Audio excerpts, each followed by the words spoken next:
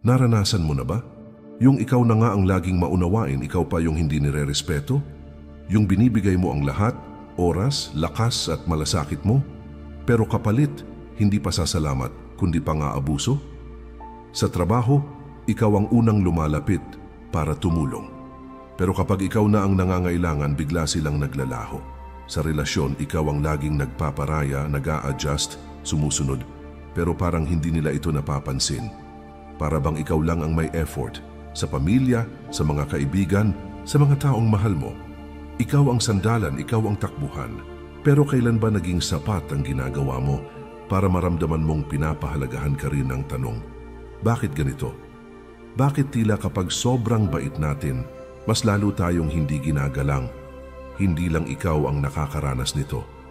At hindi ito simpleng issue ng emosyon. Matagal na itong pinag-iisipan ng mga pilosopo. Isa na rito ang mga Stoics. Sa Stoic philosophy, sinasabi nila, ang tunay na kabutihan ay hindi pagiging sunod-sunuran. Hindi ito paglimot sa sarili para lang mapasaya ang iba. Si Marcus Aurelius, isang Stoic emperor, ay kilala sa kanyang malasakit at pagkalinga.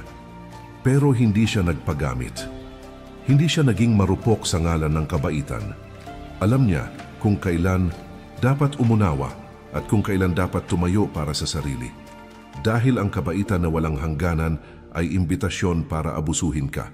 Kaya kung nararamdaman mong nauubos ka sa pagbibigay, kung pakiramdam mo'y ikaw ang laging talo sa pagiging mabait, panahon na para itanong mo sa sarili, ginagawa ko ba ito dahil talagang tama? O ginagawa ko ito dahil natatakot akong mawala ang pagmamahal nila? Sa Stoicism, hindi sapat ang maging mabuti. Kailangan marunong ka ring magtakda ng hangganan. Dahil ang tunay na kabaitan ay hindi dapat ikasira ng dignidad mo. Ngayon, malinaw na. Ang problema ay hindi ang pagiging mabait, kundi ang pagiging mabait ng walang prinsipyo at walang sariling paninindigan. Kaya pag-usapan natin, bakit ang kabaitan ay minsang nagmumukhang kahinaan? Ano ang mga dahilan kung bakit tayo nauubos? At paano tayo mananatiling mabuti habang pinipili pa rin ang sarili? Alamin natin kung paano maging mabait nang may dangal, may prinsipyo at may respeto sa sarili. Bakit nga ba ang kabaitan ay minsang nakikitang kahinaan? Lagi nating naririnig, maging mabait ka sa kapwa. At tama naman yon, ang kabaitan ay pundasyon ng magandang ugnayan sa ibang tao. Isa itong mahalagang birtud na nagpapalalim ng koneksyon, tiwala at pagkakaunawaan. Pero kung titingnan natin mula sa pananaw ng Stoicism, may mas malalim na pag-unawa sa kabaitan. Dahil sa totoo lang, hindi lahat ng kabaitan ay nagbubunga ng respeto. Minsan, kahit gaano ka kabait, ikaw pa ang binabaliwala. Mas masaklap, ikaw pa ang naabuso. Bakit? Dahil sa kakulangan ng balanse. Ayon sa Stoic philosophy, may 4 na pangunahing virtues o mga pangunahing birtud. Wisdom, karunungan, courage, katapangan, justice, katarungan, temperance, pagtitimpi. Mapapansin mo, walang nakasulat na kindness o kabaitan sa 4 na ito. Bakit? Dahil para sa mga Stoic, ang kabaitan ay hindi masama. Ngunit hindi ito sapat kung wala ang ibang virtues na sumasabay dito. Ang kabaitan na walang karunungan ay madaling malinlang. Ang kabaitan na walang katapangan ay madaling apihin. Ang kabaitan na walang katarungan ay pabor lamang sa iba. At ang kabaitan na walang pagtitimpi ay nauuwi sa pagkalimot sa sarili. Kaya kung ang pagiging mabait mo ay wala ng hangganan, kung ito'y laging kapalit ng katahimikan mo, ng dignidad mo, ng kalayaan mong pumili para sa sarili mo, hindi na ito kabutihan. Ito'y pagiging sunod-sunuran. Sa ganitong punto, hindi na kabaitan ang nakikita ng iba, kundi kahinaan. Kaya't mahalagang tandaan, ang tunay na kabaitan ay may kasamang lakas, may paninindigan, at may limitasyong ipinaglalaban ang respeto mo sa sarili. The Stoic Way, maging mabait pero may paninindigan. Sa Stoicism, ang kabaitan ay hindi kahinaan. Ito ay isang birtud, pero hindi ito basta-basta ibinibigay ng walang pag-iisip. Ang tunay na kabaitan ay may kasamang karunungan, alam kung kailan dapat tumulong at kung kailan dapat umatras. May katapangan, hindi takot magsabi ng hindi lalo na kapag naaapakan na ang dangal. Ang stoic ay hindi lang basta mabait, siya ay disiplinado, may pagtitimpi. Alam niya ang tamang balanse sa pagitan ng pagkalinga sa iba at pagprotekta sa sarili. Dahil ang kabaitan na walang hangganan ay humahantong sa pang-aabuso at ang kabaitan na walang prinsipyo ay unti-unting sumisira sa dignidad. Kaya kung gusto mong maging mabuti ng may tapang, maging maawain pero hindi sunod-sunuran, maging mapagbigay pero hindi nagpapagamit. Alamin mo ang halaga mo, itakda mo ang iyong hangganan at ipaglaban mo ang respeto mo sa sarili mo at sa iba. Maging mabait pero may prinsipyo, may disiplina at higit sa lahat may paninindigan. The doormat syndrome. Kapag kabaitan mo ang sumisira sa iyo, alam mo ba ang tinatawag na doormat syndrome? Ito yung sitwasyon kung saan ang isang tao ay sobrang mapagbigay, sobrang maunawain, sobrang nagpaparaya, hanggang sa punto na parang basahan na lang siya ng ibang tao. Walang boundaries, walang paglaban, walang tama na. At kapag ganito ang pagtrato mo sa sarili mo, huwag kang magtaka kung bakit nawawala ang respeto ng iba. Isa ito sa mga pangunahing dahilan kung bakit ang sobrang kabaitan ay nagiging kahinaan. Hindi dahil mali ang maging mabait, kundi dahil may mga taong hindi marunong rumespeto sa kabaitan na walang limitasyon. Isipin mo yung empleyado sa opisina. Lagi siyang nauuna mag-volunteer. Laging umaako ng dagdag na trabaho. Laging nag-o-overtime kahit walang bayad. Bakit? Kasi gusto niyang makatulong, gusto niyang mapansin, gusto niyang ma-promote. Pero habang tumatagal, napapansin niyang parang wala ring nagbabago. Walang dagdag na sahod. Walang promosyon. Wala man lang pasasalamat. Minsan, ni thank you, wala. Bakit? Dahil ang tingin sa kanya ng boss ay, okay lang yan. Sanay na siya. At dito nagsisimula ang problema. Kapag wala kang malinaw na hangganan, hindi mo sinasadyang tinuturuan ng ibang tao na abusuhin ka. Ang kabaitan na hindi marunong magtakda ng hanggang dito lang ay nauuwi sa pagiging doormat. Kaya tandaan mo, ito hindi sukatan ng kabutihan ang paglimot sa sarili. At hindi mo kailangan ubusin ang sarili mo para lang mapatunayan na mabuti kang tao. Ang totoong kabaitan ay may kakambal na self-respect, may prinsipyo, may limitasyon, at higit sa lahat, may lakas ng loob para tumayo at sabihin, mabait ako pero hindi ako papayag na tapak-tapakan. Human nature and the invisible hierarchy. Likas sa tao ang pagsusubok ng hangganan ng iba. Ito ay bahagi ng kalikasan natin, hindi laging masama pero madalas mapanganib. Sa bawat samahan, may hindi nakikitang hierarchy. Isang istruktura kung saan ang ilan ay nangingibabaw at ang iba naman ay unti-unting nauurong sa gilid hanggang sa sila'y tuluyang matapakan. At kung hindi ka aware dito, maaari mong matagpo ang sarili mo sa ilalim, hindi dahil mahina ka, kundi dahil hindi mo pinigilan ang pag-akyat ng iba sa balikat mo. Isipin mo ang isang barkadahan. Laging may isang tao na ba siya ang tagabayad ng pagkain, siya ang laging naiisahang utangan, siya ang sumusunod sa gusto ng lahat kahit labag sa loob niya. Sa umpisa, baka iniisip niya, okay lang, baka ma-appreciate nila. Pero habang tumatagal, hindi appreciation ang kapalit, kundi expectation. At kalaunan, abuso ang grupo, hindi naman palaging masama, ngunit natural sa tao na hanapin kung saan sila makikinabang. At kung may isa na laging nagbibigay, hindi tumututol, hindi lumalaban, bakit pa nga ba sila maghahanap ng mas mahirap na paraan? Tao ang susubok kung hanggang saan sila makakalusot. At kung wala kang malinaw na hangganan, magiging ikaw ang daan ng pag-angat ng iba, kapalit ng sarili mong dignidad. Kaya hindi mo kailangang maging agresibo para irespeto. Pero kailangan mong matutong magsalita, tumayo at sabihin, hanggang dito lang ako. Hindi ako laruan, hindi ako bangko, hindi ako sunod-sunuran. Dahil sa mundong ito, kung hindi mo alam ang posisyon mo, may ibang magpapasya kung saan ka lang dapat tumayo. The nice guy trap, kabaitan na walang hangganan. Inaabuso sa hulihan. Isa sa pinakamalaking pagkakamali ng mga taong likas na mababait ay ang paniniwalang, kapag mabait ako, babalik din ang kabutihan sa akin. Sa isang perpektong mundo, maaaring totoo ito. Pero sa totoong buhay, Kung wala kang assertiveness, ang lakas ng loob para ipaglaban ang sarili mo, madali kang nagiging target ng pang-aabuso. Halimbawa, may kaibigan kang laging nanghihiram ng pera. Sa unang beses pinahiram mo, gipit daw kaya naunawaan mo. Sa pangalawa na pauka ulit, ayaw mo ng drama, ayaw mo ng tensyon. Sa pangatlo, nanahimik ka na lang dahil mas mahalaga raw ang kapayapaan kaysa sa pagtindig.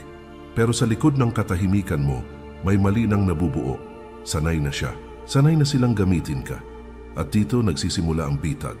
Ang pabor na minsan mo lang ibinigay, nagiging obligasyon. Ang kabaitan mo, nagiging lisensya para sa iba na abusuhin ka. At ang pinakamasakit, kapag dumating ang araw na sinabi mong, hindi, ikaw pa ang lalabas na masama. Paano ito hinaharap ng isang stoic? Simple lang, maging mabait pero may hangganan, maunawain pero may prinsipyo, mapagbigay pero hindi nagpapagamit.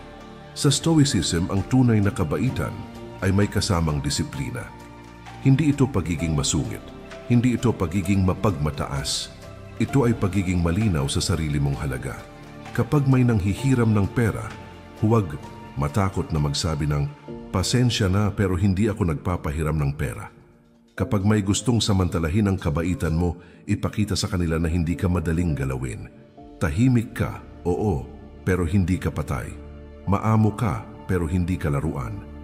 Kapag may lumalampas sa respeto, tumayo ka ng buo at sabihin, hindi ko tinotolerate ang ganyang pagtrato. Sa stoicism, ang kabaitan ay hindi lamang para sa iba. Ito rin ay dapat para sa sarili. At ang unang hakbang sa pagiging mabuti sa sarili ay ito. Itakda mo ang hangganan mo bago ito itakda ng iba para sa iyo. People will test your limits, kaya ikaw mismo ang dapat magtakda nito. Sa mundong ito, isang bagay ang hindi mo maiiwasan. Susubukin ka ng mga tao. Minsan, ginagawa nila ito ng sadya. Gusto nilang makita kung hanggang saan ka pwedeng itulak, gaano ka kayang tiisin, hanggang kailan ka mananahimik. Minsan naman, hindi nila ito sinasadya. Pero dahil wala kang malinaw na hangganan, unti-unti kang nasasagad, napapabayaan, naapakan ng hindi mo agad namamalayan. Anuman ang dahilan, isang bagay ang tiyak. Kapag hindi mo itinakda ang sarili mong limitasyon, may ibang gagawa nito para sa'yo. At ang masakit, madalas, hindi ito pabor sa'yo. Hindi ito para protektahan ka. Hindi ito para irespeto ka, kundi para samantalahin ang kahinaan mo. Kaya huwag mong hayaang ang mundo ang magsabi kung hanggang saan ka lang. Ikaw mismo ang magtakda ng linya. Ikaw ang magdesisyon kung ano ang kaya mong tanggapin at kung kailan ka dapat tumayo para sa sarili mo. Dahil ang respeto, hindi lang hinihingi. Itinatayo ito sa pamamagitan ng malinaw na hangganan. How Stoics practice balanced kindness. Paano maging mabait nang hindi inaabuso? Sa mundo ngayon, karaniwan nating naririnig, kung tunay kang mabait, dapat lagi kang nagbibigay. Dapat laging nagpaparaya. Dapat inuuna mo ang iba. At sa unang tingin, tila ito ang sukatan ng kabutihan. Ang walang tanong na pag-aalay ng sarili para sa kapakanan ng iba. Ngunit ayon sa Stoicism, ang tunay na kabaitan ay hindi pagiging martir. Hindi ito ang tahimik na pagtanggap ng pag-abuso. Hindi ito ang paulit-ulit na oo kahit nauubos ka na. Sa halip, ang Stoic na kabaitan ay isang matatag na kabaitan. May kasamang karunungan, may kasamang disiplina, at higit sa lahat, may malinaw na respeto sa sarili. Ito ay ang kakayahang maging makatao. Nagmamalasakit, nakikinig, tumutulong, habang pinangangalagaan ang iyong dignidad at hangganan. Ang Stoic ay marunong magbigay, pero hindi nagpapagamit. Siya ay marunong magparaya, pero hindi nagbubura ng sariling halaga. Dahil para sa kanila, ang kabutihan na walang direksyon ay hindi kabaitan, kundi pagpapahintulot sa pang-aabuso. Ang aral ng Stoic kindness, maging mabait, oo. Pero huwag mong isuko ang sarili mo sa pangalan ng kabutihan, dahil ang tunay na kabaitan ay hindi lang para sa kapwa, kundi para rin sa sarili. Choose who deserves your kindness. Hindi lahat ay karapat-dapat sa kabaitan mo. Isa sa mga pinakaradikal at pinakamakapangyarihang aral ng Stoicism ay ito. Hindi mo tungkulin na maging mabait sa lahat. Oo, mahalaga ang malasakit. Oo, mahalaga ang pakikipagkapwa. Pero hindi mo obligasyong ibuhos ang puso mo sa mga taong paulit-ulit lang itong niyuyurakan. Ayon kay Epictetus, ang oras mo ay mahalaga. Ang enerhiya mo ay limitado, kaya dapat mong piliin kung sino ang karapat-dapat sa atensyon mo, sa presensya mo, at higit sa lahat, sa kabutihan ng puso mo. Kindness must have justice para sa mga Stoic. Ang tunay na kabaitan ay hindi bulag. Ito ay patas. Ito ay makatarungan. Kung ang isang tao ay paulit-ulit na umaasa sa pabor, pero wala man lang malasakit pabalik, iyon ay hindi pagkakaibigan. Iyon ay paglalagay sa iyo sa posisyon ng pagkaalipin. Hindi mo kailangang tiisin iyon. Hindi dahil gusto mong umiwas sa gulo, hahayaan mong durugin ang dignidad mo. Halimbawa, one-sided relationship. May kilala ka bang ganyan? Lagi siyang may kailangan. Lagi siyang may hinihingi. Pero kapag ikaw ang nangangailangan, wala. Walang oras, walang effort, walang pakialam. At kapag nagsabi ka ng hindi, ikaw pa ang nagmumukhang masama. Hindi mo kailangang manatili sa ganitong koneksyon. Hindi ito katapatan, ito ay emotional self-neglect.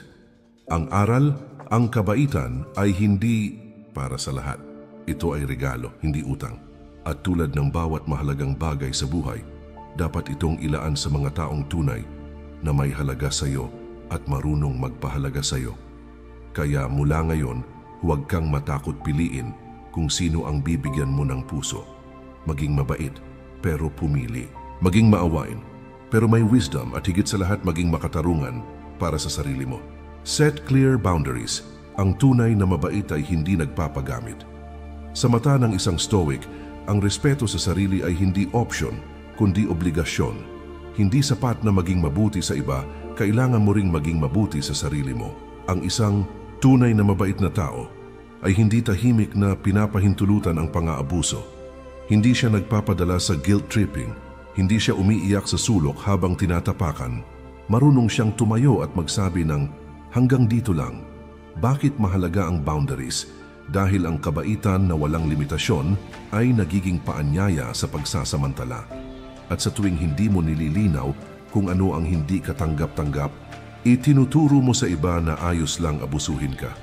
Halimbawa, sa trabaho kung palagi kang nag-o-overtime, nagpupuyat, sumusobra sa inaasahan, ngunit walang tamang kompensasyon, walang pasasalamat man lang, magsimula kang magtakda ng linya. Sabihin, handa akong tumulong, pero hindi ko pwedeng isakripisyo ang sarili kong oras at kalusugan. Hindi ito pagiging tamad. Ito ay pagpapakita ng respeto sa sarili. Halimbawa, sa kaibigan kung ikaw lagi ang nag-a-adjust, nagbibigay, sumusunod sa gusto nila, pero wala kang nararamdamang kapalit na malasakit, huwag matakot na magsabi ng hindi. Sabihin, pasensya na, pero hindi ko ito kaya sa ngayon. Hindi mo kailangang palaging available para mapatunayan na mabuting kaibigan ka. Minsan ang pagtanggi ay ang pinakamakatarungan mong sagot.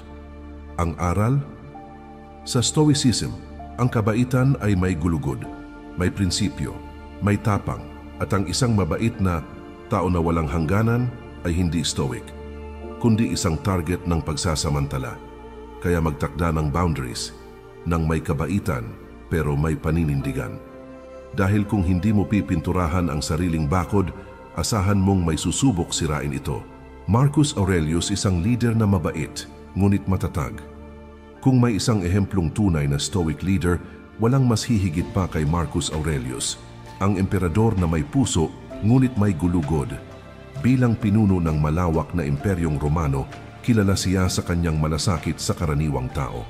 Hindi siya namuno sa pamamagitan ng takot, kundi sa pamamagitan ng karunungan, kabaitan at prinsipyo. Hindi siya nagpapaabuso, oo, siya ay makatao. Minahal siya ng kanyang mga sundalo at mamamayan, pero hindi siya naging sunod-sunuran sa mga mapagsamantala. Hindi siya nagpabola, hindi siya napili ng papuri. At hindi siya nagpasilaw sa kapangyarihan. Kung may humihiling sa kanya ng pabor na labag sa katarungan, hindi siya natatakot tumanggi. Kahit pa ito ay galing sa mga malalapit sa kanya. Ang kanyang desisyon ay hindi emotional. Hindi siya nagpapadala sa awa na walang prinsipyo at lalong hindi siya nagpapadala sa galit. Be tolerant with others, but strict with yourself. Marcus Aurelius, Meditations iyan ang kanyang pamantayan.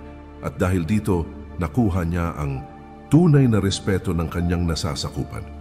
Hindi dahil sa pagiging sobrang bait at hindi rin dahil sa pagiging malupit, kundi dahil sa pagiging patas, isang leader na mabait pero hindi nagpapagamit. Ang aral, ang kabaitan ay hindi kailanman dahilan upang apihin ka. Sa halip, ito ay dapat maging bunga ng prinsipyo at hindi ng takot. Kung nais mong makuha ang respeto ng iba, hindi mo kailangang maging matigas. Kailangan mo lang maging malinaw, matatag at patas. Tulad ni Marcus, ang kabaitan na may paninindigan, ang kabaitan ay isa sa pinakamagagandang katangian na maaaring taglayin ng isang tao. Ngunit hindi ito sapat. Dapat itong samahan ng self-respect at karunungan. Dahil hindi porket mabait ka, ay ibig sabihin ay hahayaan mong apakan, gamitin o baliwalain ka ng iba. Sa halip, maging mabait ka, pero sa tamang paraan, sa tamang tao at may tamang limitasyon. The power of assertiveness ang lakas ng pagtindig sa sarili. Maraming tao ang natatakot ipaglaban ang sarili nila. Iniisip nila, kapag nagsalita ako, baka isipin nilang bastos ako. O baka mawalan ako ng kaibigan. Pero ayon sa Stoicism, ang tunay na mabuting tao ay hindi lang basta mabait. May prinsipyo rin siya. Ang pagiging mabait ay hindi katumbas ng pagiging mahina. Hindi ito lisensya para abusuhin. Ang isang Stoic ay maaaring maging maawain, magalang at mapagbigay. Pero may disiplina at may lakas ng loob na ipaglaban ang sarili kung kinakailangan. Being kind but firm, ang tunay na kabaitan, ay may paninindigan.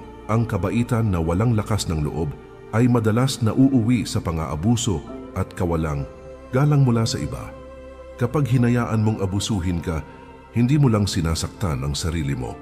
Itinuturo mo rin sa iba na okay lang silang lumampas sa limitasyon mo. Sa Stoicism, ang matalinong tao ay hindi agad nagpapadala sa emosyon pero hindi rin nagpapagamit. Alam niya kung kailan dapat magsalita at kailan dapat manahimik. Kung kailan dapat magbigay at kailan dapat tumanggi. Example, Stoic assertiveness in action. Isipin mo ang isang Stoic, tahimik, hindi padalos-dalos, pero may paninindigan. Halimbawa, may kakilala siyang laging humihingi ng pabor, pero hindi marunong magsukli ng kabutihan. Sa halip na magalit o magtanim ng sama ng loob, sinasabi niya ito ng mahinahon, pero diretso. Pasensya na, pero hindi ko ito kayang gawin ngayon. Kapag may taong sumusubok lumampas sa kanyang personal na boundaries, hindi niya ito pinapabayaan. Hindi siya nagmamakaawa para respetuhin. Pero ang kilos niya mismo ang nagtuturo sa iba kung paano siya dapat itrato. Ganitong klaseng tao, hindi aawayin ng iba pero hindi rin nila kayang apihin. Practical tip, learn to say no. Matutong magsabi ng hindi na may dignidad at respeto, isa sa pinakamahalagang kasanayan na dapat mong matutunan kung gusto mong igalang ay ang pagsasabi ng hindi. Diretso, maayos, may dignidad. Maraming tao ang hindi marunong tumanggi dahil natatakot silang makasakit ng damdamin o mawalan ng koneksyon. Pero tandaan, ang tunay na kaibigan at ang taong may respeto sa iyo ay hindi ka pipilitin na gawin ang bagay na labag sa loob mo. Paano mo ito sasabihin? Simple lang, walang paligoy-ligoy. Hindi ko kaya ngayon.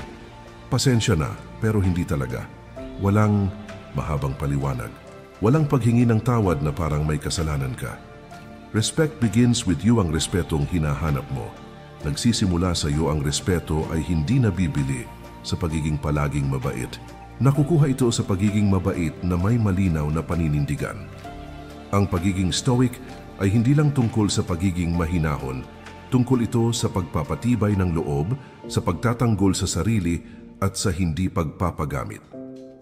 Kung gusto mong igalang, iturong malinaw sa iba kung paano ka dapat tratuhin. At ang unang hakbang, tumayo para sa sarili mo. 3 prinsipyo mula sa Stoicism. Una, maging mabait pero matatag. Huwag hayaang apakan ng iba ang respeto mo sa sarili. Pangalawa, maglagay ng malinaw na hangganan. Hindi ka obligadong magbigay sa lahat, lalo na sa mga taong walang malasakit sa iyo. Pangatlo, Matutong magsabi ng hindi ng may dignidad at respeto. Ang pagtanggi ay hindi nangangahulugang masama kang tao. Ito ay tanda ng tunay na paggalang sa sarili. Tandaan, ang tunay na kabaitan ay may lakas. Hindi ito pagiging sunod-sunuran. Ito ay pagiging makatao na may prinsipyo, maging stoic, maging mabait, pero may paninindigan. Sana may natutunan ka sa aral natin ngayong araw. Kung natapos mo ang video, mag-comment ka naman ng done sa ibaba at paki-like naman ang video at huwag kalimutang mag-subscribe. Marami pang aral ang nakaabang. Kita-kits sa susunod na mga videos. Mag-ingat po tayo palagi.